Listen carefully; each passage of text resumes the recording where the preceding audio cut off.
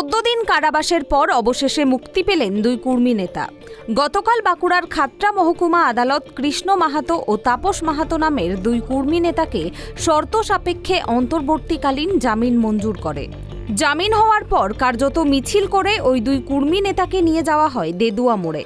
দুই নেতার মুক্তির পর আগামী দিনে কুর্মী আন্দোলন আরও জোরদার করার হুঁশিয়ারি দেয় কুর্মী নেতারা।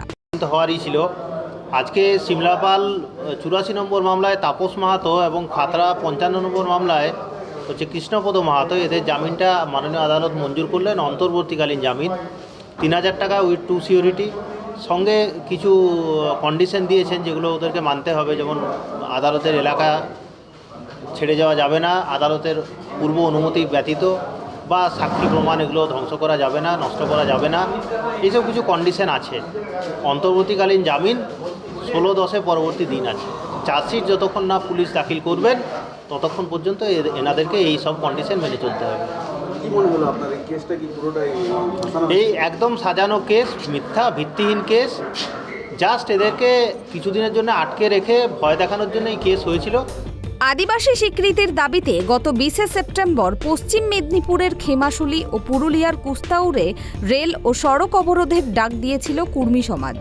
19 সেপ্টেম্বর বিকালে ওই আন্দোলন বেআইনি বলে ঘোষণা করে কলকাতা হাইকোর্ট।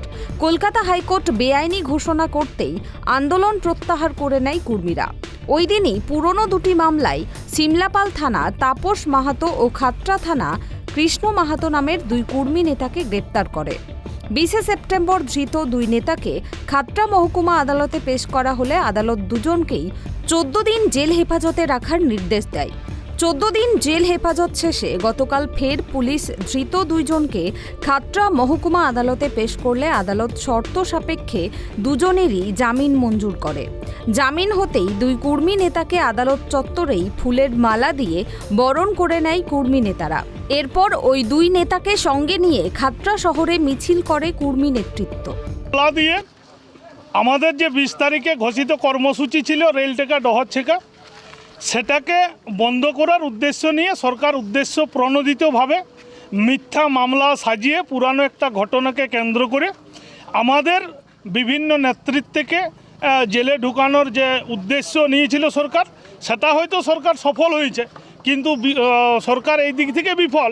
আমাদের রেল আন্দোলন ব্যর্থ হলেও আমাদের মানুষ আরও বেশি সংগঠিত, আরও বেশি মজবুত হয়েছে সরকারের এই ভুলের কারণে।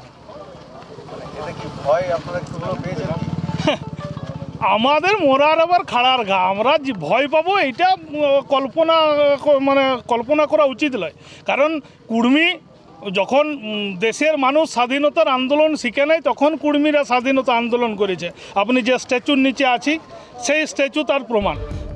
পরে কুর্মী নেতারা হুঁশিয়ারি দিয়ে জানায়, এভাবে মিথ্যা মামলা দিয়ে কুর্মী আন্দোলন ঠেকিয়ে রাখা যাবে না। আদিবাসী স্বীকৃতির দাবিতে আগামী দিনে আরও বৃহত্তর আন্দোলনের হুঁশিয়ারি দিয়েছে কুর্মী সমাজ নেতৃত্ব। বাঁকুড়া থেকে সিধু মান্ডির রিপোর্ট, ট্রাইব টিভি।